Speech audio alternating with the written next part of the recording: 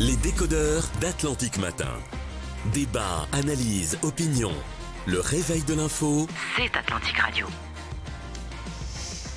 Les querelles internes au sein d'une coalition, c'est un peu comme une dispute de famille. Tout le monde sait qu'elle existe, mais on feint de l'ignorer pour sauver les apparences. Ces dernières semaines, le climat au sein de la majorité gouvernementale en a donné une parfaite illustration entre le RNI et le PAM notamment. L'ambiance est loin d'être aussi harmonieuse que ne le suggèrent les déclarations officielles des uns et des autres. Le premier coup de semonce est venu de Mohamed Oujar, membre du bureau politique du RNI, qui n'a pas mâché ses mots sur la gestion du ministère de l'Urbanisme dirigée par Fatem Zahra Mansouri, coordinatrice nationale du PAM. Une critique perçue par le Parti du Tracteur comme un affront direct et qui a mis en lumière des tensions latentes, jusque-là enfouies sous le vernis de la charte de la majorité. Le PAM n'a pas tardé à réagir en vantant les mérites de sa gestion et en rappelant subtilement mais fermement au RNI ses engagements de solidarité. En filigrane, un message clair. Celui qui nous provoque nous trouvera, dixit Mehdi Ben Saïd, ministre PAM de la Jeunesse, de la Culture et de la Communication. Et à moins de 2 ans des législatives de 2026, eh bien le PAM n'hésite plus à afficher ses ambitions de détrôner le RNI. Après tout, c'est une ambition légitime. Le PAM dirigera le gouvernement du mondial, dixit le même Mehdi Ben Saïd, qui explique calmement par ailleurs que les tensions actuelles au sein de la majorité ne doivent pas se répercuter sur la bonne marche du gouvernement. Mais un esprit chagrin pourrait facilement imaginer que de telles déclarations n'ont d'autres conséquences justement que de fragiliser une cohésion de circonstances et qui ne fera que s'effriter davantage à l'approche des législatives de 2026. Et malgré les prises de parole offensives des uns et des autres, le porte-parole du gouvernement, lui, insiste sur la sacro-sainte cohésion au sein de l'exécutif. Moustapha Baïtas a balayé la semaine dernière d'un revers de la main toute rumeur de conflit, mais qui peut vraiment croire que ces escarmouches verbales resteront sans conséquence, car le véritable danger, c'est que ces rivalités politiciennes viennent parasiter la mission première de ce gouvernement, qui est, rappelons-le, répondre aux attentes des citoyens. Bref, la colombe veut planer au-dessus, continuer à planer au-dessus du tracteur, quand le tracteur, lui, ne rêve que d'écraser la colombe. Voilà à quoi se résume cette séquence politique et nous allons en parler aujourd'hui avec vos 2 décodeurs du jour, Amin Karkash et Hicham Labied, juste après le traditionnel point info de 8h45 avec Morad Baba. Les décodeurs d'Atlantic Matin en ce lundi 27 janvier 2025. Je suis ravi d'accueillir sur ce plateau Amin Karkash à ma droite, consultant en communication politique et en affaires publiques. Bonjour Amin. Bonjour Adil. Et ravi également d'accueillir Hicham Labied à ma gauche, directeur du Centre d'accueil d'information, d'orientation et de carrière de l'Université Hassan Ier de Stat. Bonjour Hicham. Bonjour Adil, bonjour Amin. Alors Bonjour. nous allons parler politique ce matin, nous allons essayer de comprendre un petit peu les tenants et aboutissants de ces passes d'armes de plus en plus fréquentes entre les ténors des représentants des partis de la majorité chez nous. Et puis en deuxième partie d'émission, nous irons aux États-Unis pour voir un petit peu ce qui se passe chaque jour. Il y a des actualités à décoder avec Donald Trump depuis son retour à la Maison-Blanche. Et nous allons faire un petit focus notamment sur la déclassification des archives sur les affaires d'assassinat de JFK, RFK et MLK. Voilà, ça c'est les initiales qui symbolisent un petit peu cette affaire. Alors, commençons par le commencement. Analyse, comment vous interprétez un petit peu ce qui s'est dit dernièrement de part et d'autre au sein des partis de la coalition de la majorité gouvernementale, cette passe d'armes, comme je l'ai dit, qui se répète de plus en plus fréquemment entre les ténors des partis de la majorité. Analyse politique pour commencer, je commence par Amin Karkash.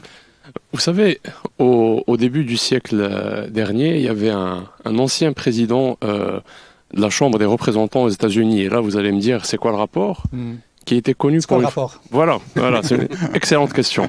Et une question légitime. Qui disait, en fait, la politique, c'est d'abord une affaire locale. Et pourquoi je dis ça ce matin ? Parce que tout commence comment dire, quand on regarde un petit peu la dynamique de délitement de la coalition gouvernementale, tout commence avec des dysfonctionnements autour de la présidence des collectivités territoriales.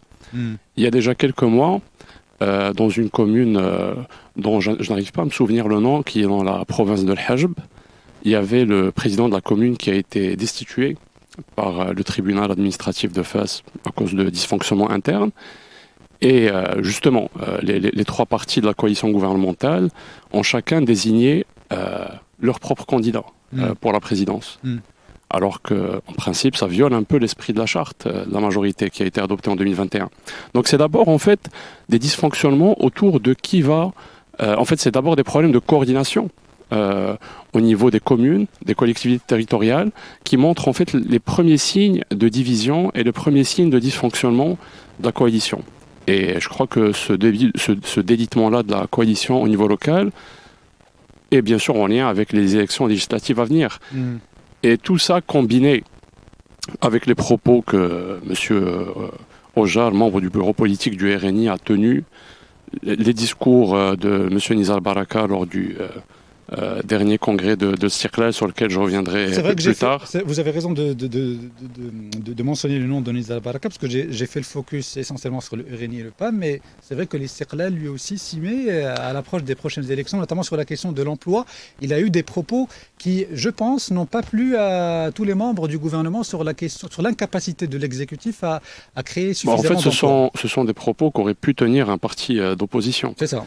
Donc, ce que je veux dire, c'est qu'il y a plusieurs indicateurs qui montrent la fragilité de la coalition, et évidemment le contexte favorise cette fragilité. On est devant une crise du coût de la vie qui conduit en fait à l'augmentation de l'insatisfaction, et on a l'impression que les partis essayent de se transférer les responsabilités sur qui est justement responsable de l'augmentation du taux de chômage ou de l'échec en matière d'emploi. Et c'était d'ailleurs étonnant de voir les propos de M. Ojar sur la chaîne Al-Oula dire qu'une partie du taux de chômage est la responsabilité du ministère de l'Habitat.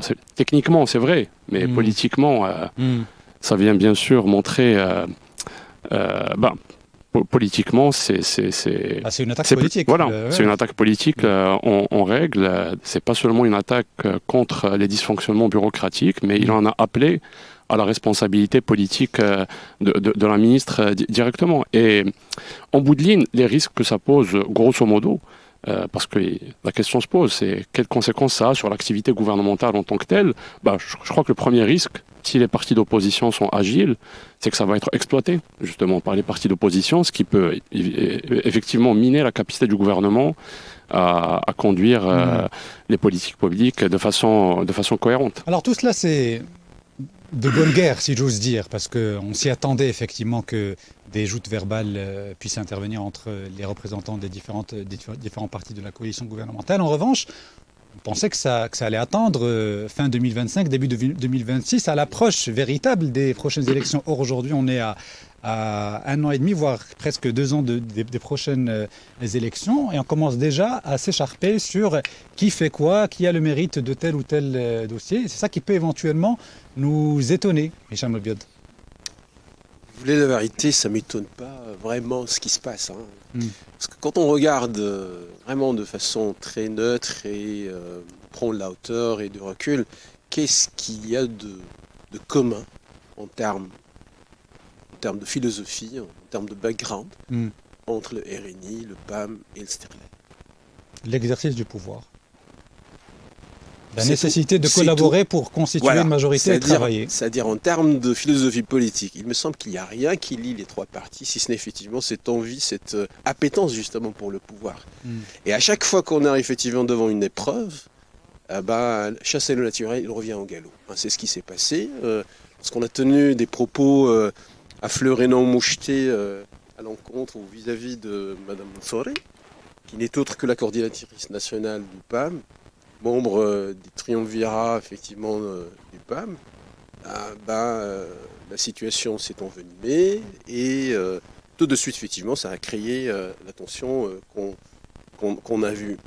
Les propos de M. Ben Saïd n'ont pas pour autant effectivement calmé les esprits, parce que effectivement c'était une façon de... Là aussi c'est de bonne guerre, c'est en réaction à ce qu'a dit éventuellement Mohamed Ojar, lorsqu'il se projette en 2026 et qu'il dit que son parti mènera le gouvernement du mondial, comme il dit. Là aussi, c'est une contre-attaque politique, pour reprendre l'expression. Là encore, on retrouve toujours cette histoire de problème de communication.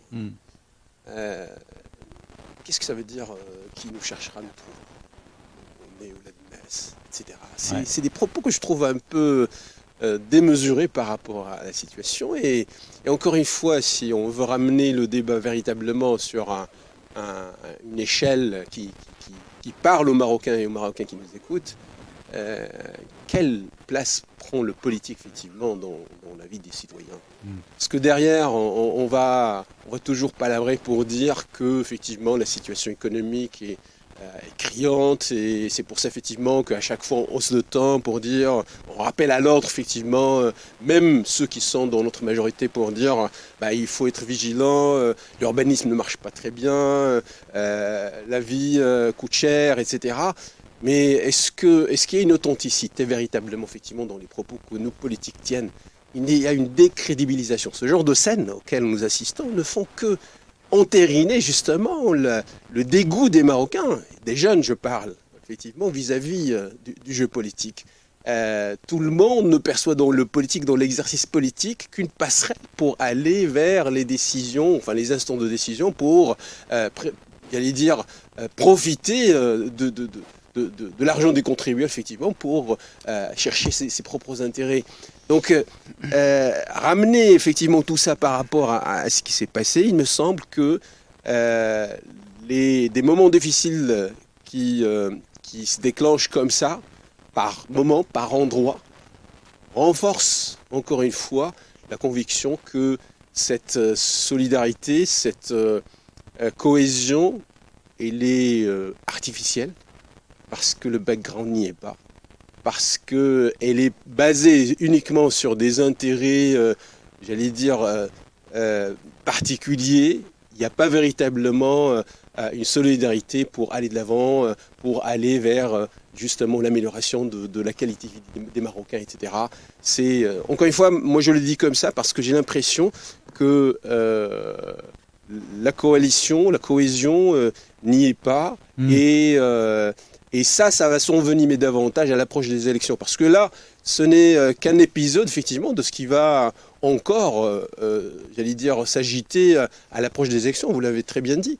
2026, c'est demain. Et ça veut dire que dès maintenant, d'ores et déjà, les partis, effectivement, de la majorité commencent à se positionner, commencent effectivement à marquer les territoires, à montrer encore une fois une quête de leadership et, j'allais dire, des voix des Marocains et des Marocaines. Et je crois qu'on va assister à d'autres épisodes qui vont encore être encore plus enflammés entre les présidents et les secrétaires généraux des partis politiques concernés. Alors justement, juste pour relativiser un petit peu ce qu'on dit les uns et les autres, c'est vrai qu'on a connu des joutes verbales beaucoup plus intenses et beaucoup plus agressives de la part de certains hommes politiques auparavant. C'est vrai que comparé à ce qu'on a pu entendre ou à certaines séquences marquantes de l'histoire politique récente du Royaume du Maroc, ces joutes ou ces échanges verbaux entre les représentants que nous avons cités, on peut considérer que c'est assez minime. Maintenant, pourquoi on en parle aujourd'hui, pourquoi ça suscite le débat et l'étonnement de certains, c'est que tout cela intervient dans un contexte macroéconomique, comme vous l'avez expliqué, qui est très tendu, où effectivement la question de l'emploi pose problème. C'est un gouvernement qui peine à concrétiser ses promesses de campagne et ses promesses électorales en matière de création d'emplois notamment. Et justement, ces joutes verbales qui d'habitude passent crème, si j'ose dire, aujourd'hui dénotent avec le contexte dans lequel nous vivons et dans justement les réalisations au pas de l'exécutif.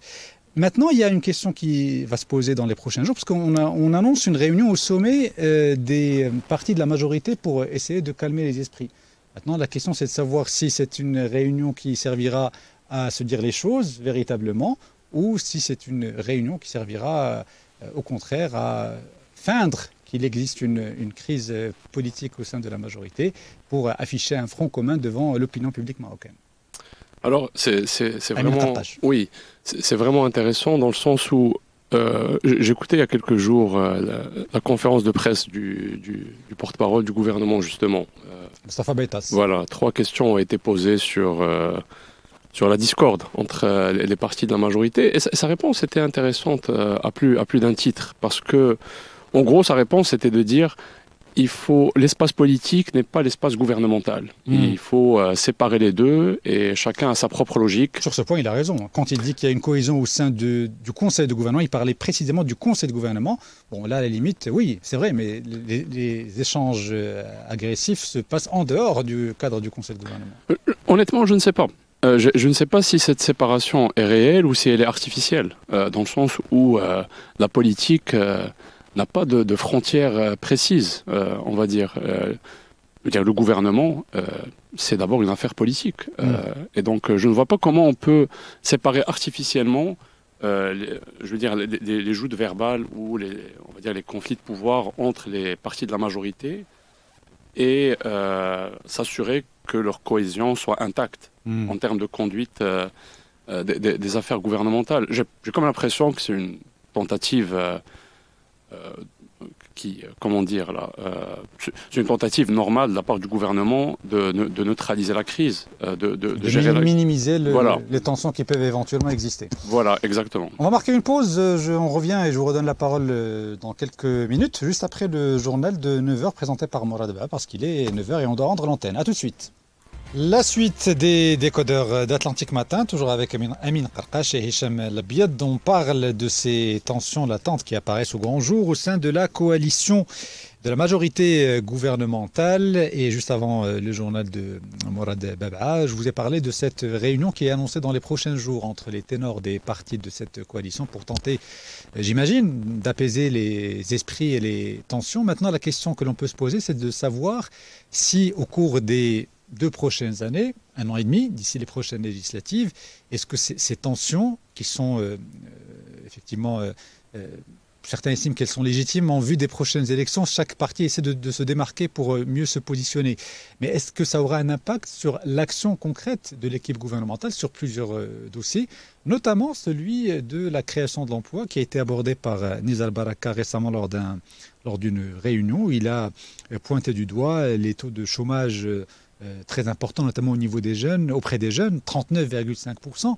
Quand un responsable politique, qui est ministre par ailleurs du gouvernement de Aziz Khnouch, pointe du doigt l'un des points les plus sensibles de l'action gouvernementale, je ne sais pas comment c'est perçu au sein de l'équipe gouvernementale justement, mais on peut se poser la question de savoir si ça aura un impact ou pas sur la cohésion d'abord, mais surtout sur l'action gouvernementale par la suite. Hicham Labiad. Si on veut se projeter sur les 2 prochaines années, moi j'ai l'impression qu'il y a 2 scénarios possibles. Un scénario de vache maigre et un scénario de vache à lait. Un scénario de vache maigre, ça veut dire que le taux de chômage va s'accentuer, qu'on ne va pas sortir de cette année de suite de sécheresse et que les finances publiques vont s'enfoncer davantage. Dans quel cas, il me semble que la situation va s'envenimer davantage parce que chacun va pointer du doigt l'autre pour justement chercher des boucs émissaires, pour justifier effectivement la contre-performance du gouvernement vis-à-vis effectivement du peuple marocain. Le deuxième scénario de vache à lait, ça veut dire la situation va s'améliorer, la situation par exemple pour ce qui est du taux de chômage, bien entendu, on en a parlé ici même, M. Scolé effectivement a lancé une nouvelle stratégie, il me semble 14 milliards de dirhams. Ouais, dans le cadre du PLF 2025, de la loi de finances 2025. Voilà, effectivement, pour pouvoir, juguler la situation, trouver une issue à ce taux de chômage qui, justement, pose un sérieux problème pour la crédibilité du gouvernement. Alors, dans ce cas, il me semble que là encore, la guerre des égos, avec G-O-S, les égos, effectivement, parce que c'est ce qu'on a compris, effectivement, derrière les tempéraments des uns et des autres. Chacun, effectivement, veut s'attirer la vedette, effectivement, par rapport à des situations où les clignotants sont au vert. Et dans les 2 cas, comme je l'ai dit, pour rester simple, moi j'ai l'impression que tant qu'il n'y a pas, effectivement, une cohésion, un ciment philosophique, en termes effectivement de background, en termes de credo justement par rapport à ces 3 partis qui forment la coalition, il me semble qu'à chaque fois on va assister à un épisode de tension, un épisode effectivement de guéguerre justement entre ces 3 partis politiques. Encore une fois, c'est la pression des prochaines élections, c'est effectivement la quête de territoire, comme l'a très bien dit Amin tout à l'heure. à chaque fois, qui va être effectivement le leader, qui va justement mener la barque. Et tant qu'effectivement la situation n'est pas, j'allais dire, suffisamment éclaircie entre ces trois partis politiques, la rencontre effectivement pourrait éventuellement calmer momentanément, mais j'ai l'impression que chasser le naturel, il reviendra au galop. Amir Qarqash. Alors, pour répondre à votre question, est-ce que la rencontre des prochains jours va apaiser les tensions et va résoudre la crise, ou je pense qu'on peut appeler ça une crise aujourd'hui? Je ne sais pas. Est-ce qu'ils ont intérêt à s'entendre? Ça, c'est la vraie question. Quand on écoute le discours du secrétaire général de Istiqlal, il utilise quand même des mots très forts. Il parle de déclin de la classe moyenne. Il parle d'une jeunesse qui a des raisons légitimes d'être anxieuse.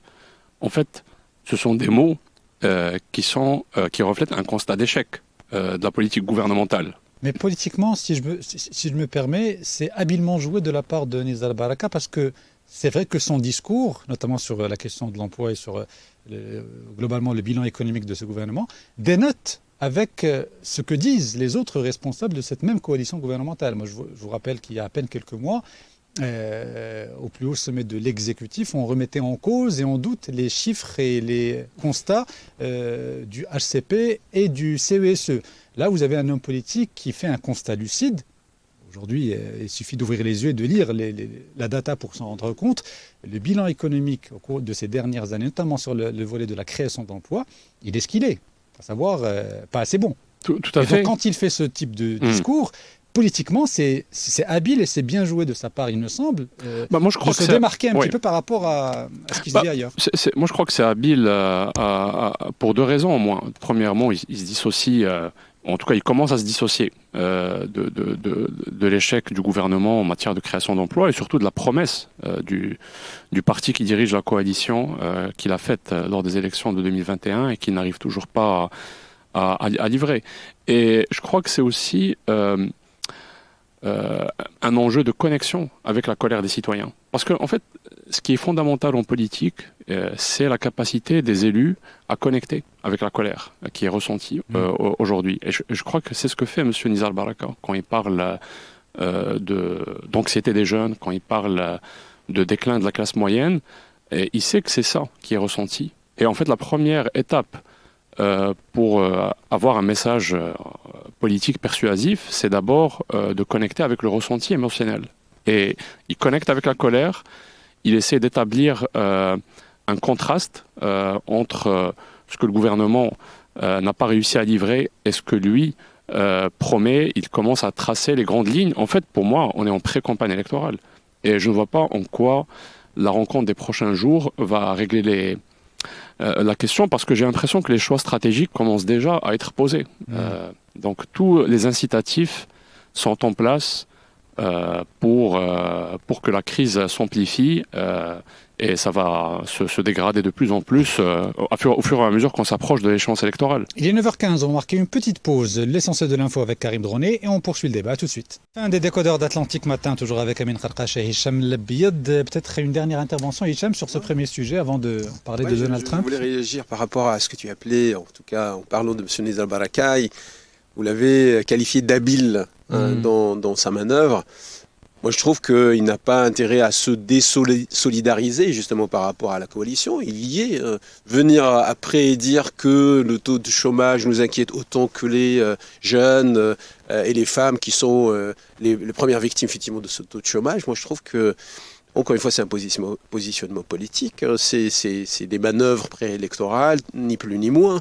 Vous ne pouvez pas vous désolidariser, encore une fois, par rapport à une coalition dont vous êtes le signataire. Taux de chômage, vous êtes autant responsable que les autres, parce que le milieu rural, qui relève effectivement de vos compétences. Mais au moins, il fait le constat lucide et il ne se voile pas la face. C'est ça, moi, que j'ai retrouvé assez remarquable. De ce point de vue, et tous les membres du gouvernement doivent justement être dans cette transparence. Les Marocains, encore une fois, vous voyez le fossé entre le politique et Monsieur Tout-le-Monde. Les politiques continuent encore de percevoir les Marocains et les Marocaines comme des ignorants qui n'ont aucun regard, aucune vue sur la réalité.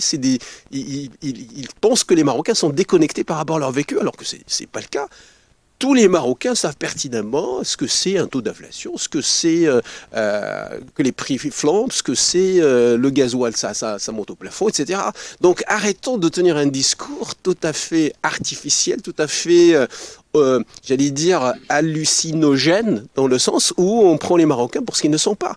Donc je crois que s'il y a une leçon à tirer de ce qui se passe, c'est que la coalition doit comprendre qu'il doit y avoir nécessité de changer de discours, changer effectivement de comportement, changer de façon de communiquer avec les Marocains, continuer à le faire comme ça et occuper le terrain par des guéguerres de la sorte. Moi, je trouve encore une fois, on est dans la théâtralité, justement. Peut-être on bascule de l'essentiel vers le futile, hein, ces petites histoires entre les uns et les autres. Est-ce que c'est pour autant que ça va résoudre le problème du chômage, le problème de l'inflation? C'est pas ça. Bon. Donc, allons vers le vif du sujet, allons vers les choses, effectivement, qui sont les plus intéressantes et les plus importantes. Il nous reste 10 minutes et on va aller aux États-Unis pour parler de cette histoire de déclassification des archives concernant les assassinats de John Fitzgerald Kennedy, de Robert Fitzgerald Kennedy, son frère donc, et de Martin Luther King.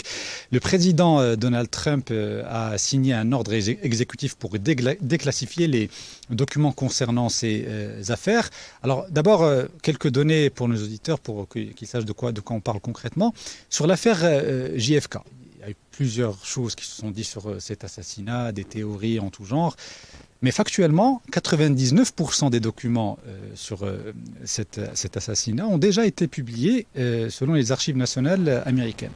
Il reste environ, le 1%, c'est 4700 documents quand même non divulgués, le 1%. Donc 4700 documents jugés sensibles. Depuis 1992, une loi oblige la publication des documents liés à l'assassinat de Kennedy, mais certains sont encore retenus sous pression de la CIA et du FBI, et ce sont ces documents en particulier qui éventuellement posent problème. Alors, John Fitzgerald Kennedy a été assassiné en 1963, c'était à Dallas.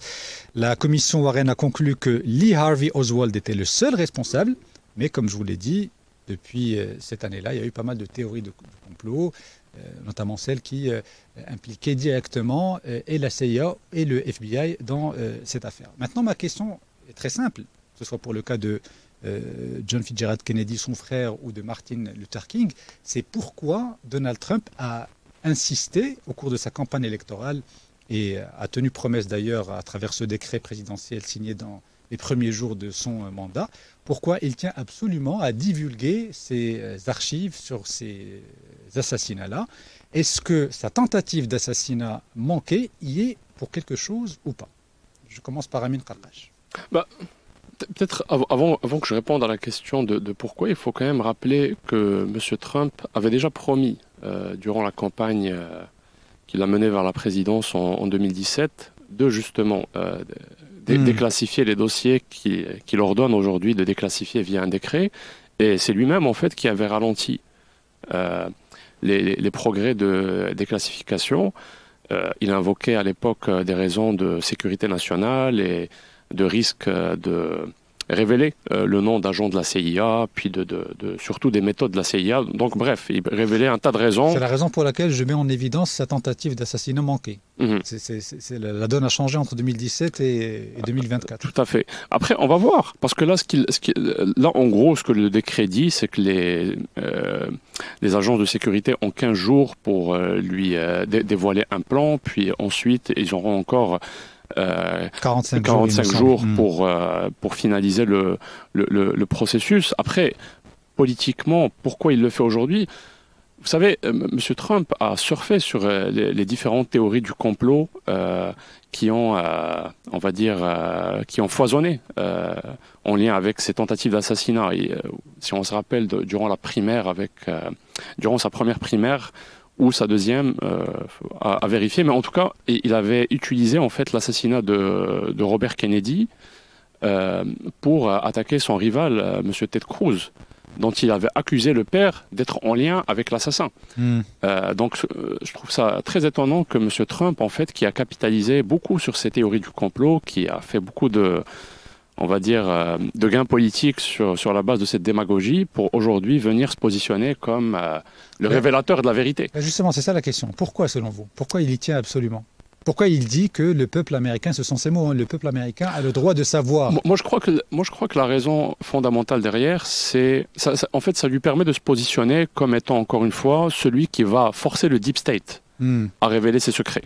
Parce que tout ça est sur un fond de méfiance de l'électorat de Trump envers, entre guillemets, l'État profond qui est en train de camoufler puis de cacher des secrets. Qu'il n'a pas manqué de critiquer une fois de plus lors de son discours d'investiture. Voilà. Alors que l'establishment qu'il pointait du doigt était assis en face de lui et derrière lui. Oui, en fait, il parle d'un deep state, et de toute façon, il parle d'un deep state dont il est en charge aujourd'hui. Donc ça, c'est toujours étonnant quand un politicien critique l'administration qui contrôle. Donc aujourd'hui, en fait, c'est un terrain qui est risqué, qui est miné pour lui. Parce que c'était très facile pour lui de le faire quand il était dans l'opposition ou quand il est en campagne électorale. Mais aujourd'hui, quand il est en charge et que les révélations sont sensibles sur le plan politique, parce que ça peut révéler des méthodes de la CIA qui sont controversées, qui peuvent ouvrir la voie à des contestations judiciaires. Donc, certains disent qu'il y a prescription, justement, et que le risque politique il n'est pas aussi grand que voilà. ça. Mais moi, je pense que le gain politique de M. Trump, c'est de se positionner comme l'homme fort face au deep state et qui force la main au deep state pour révéler ses pires secrets. Rappelons, il y a un autre Kennedy qui est ministre de la Santé dans le gouvernement de Donald Trump.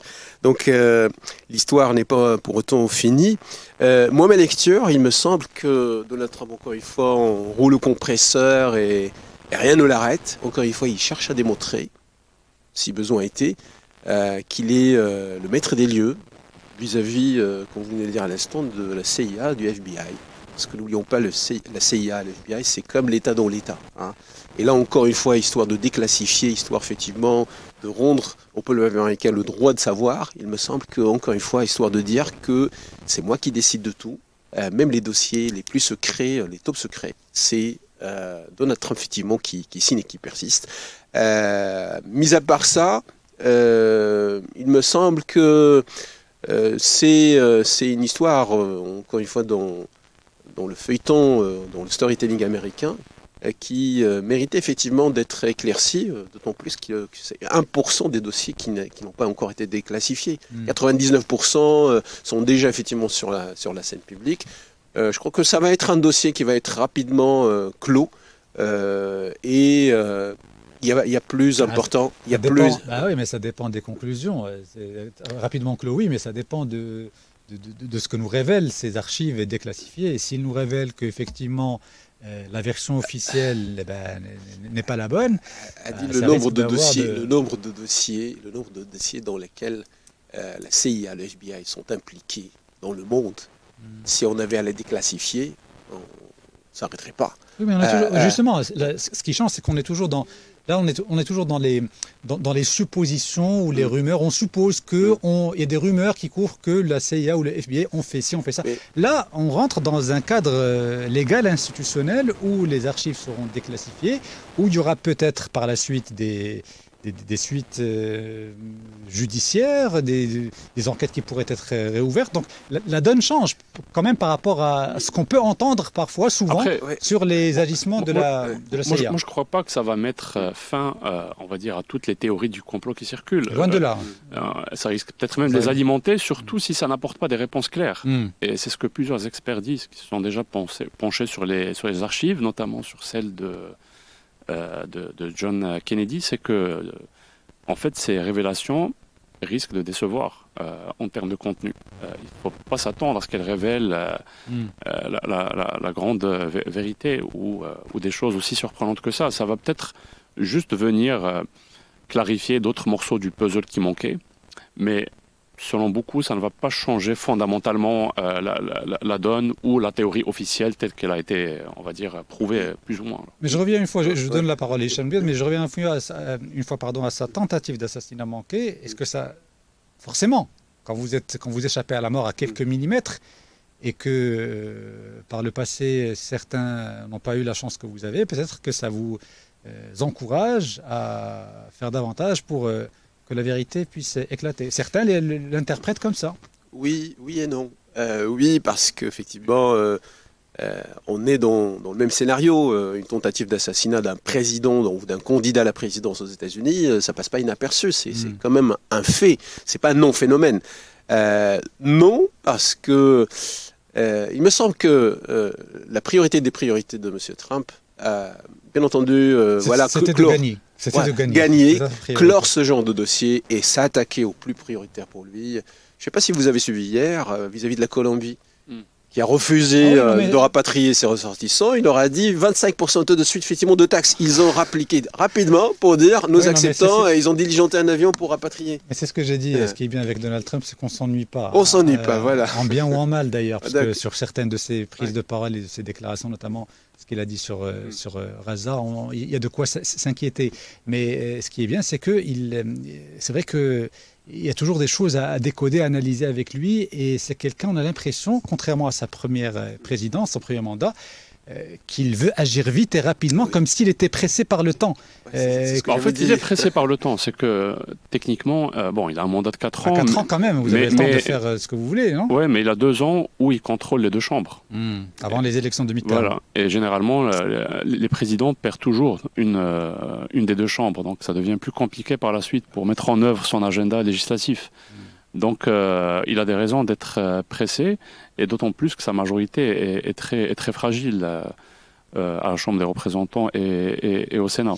Maintenant, pour revenir à la question de la déclassification, c'est vraiment une vieille histoire. Hein. Ça remonte à une loi qui a été adoptée en 1992 par le Congrès, puis il y a plusieurs commissions qui ont été constituées à la Chambre des représentants, au Sénat, pour essayer de faire la lumière sur ces histoires, mais c'est ça. Moi, j'ai l'impression qu'on risque d'être un petit peu déçu par on verra. Par les réponses, mais oui, mais hâte de voir. On aura des réponses, ou en tout cas les premières réponses, d'ici 15 jours, 45 jours. C'est l'intervalle qui a été donné. Oui, exactement. exactement. On verra si ces grands points d'interrogation auront des réponses, ou si on restera toujours dans les interrogations sur ces affaires.